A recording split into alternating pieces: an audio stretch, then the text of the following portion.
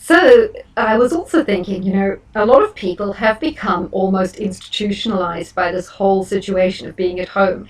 And it reminds me of the TV show Big Brother. So whether it was the celebrity version or the ordinary people's version, it was always the same.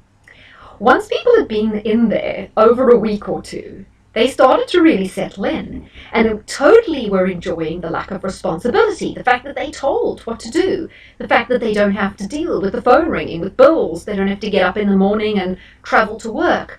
There's no responsibility whatsoever. You can just let go. You get silly little chores to do and you can be kind of lazy. Nothing you're doing there really has any consequence.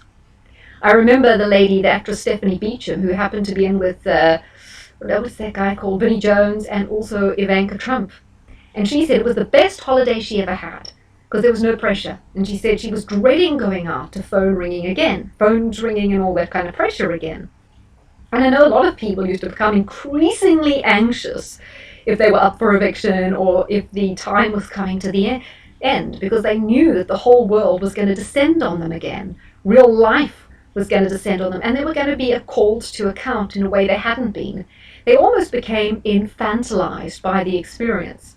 And I actually think this is very similar to what's happening with furlough and COVID. People are becoming infantilized, they're regressing mentally, they're becoming more and more fearful of returning to the competitiveness and the pressure of real life, and therefore they don't really want it to end. Ever heard, we all know expression, stop the world, I want to get off.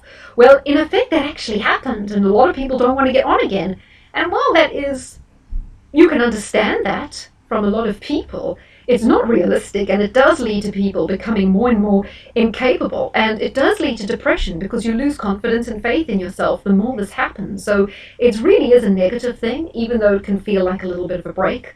And I think that's why a lot of people aren't pushing back and are just going along with it because maybe they can't face their own lives, but then possibly they need to have thought maybe more deeply about where their lives were at and why they can't face their own lives and stop hiding from themselves because they actually are using this experience to hide from themselves. So tell me what you think, guys.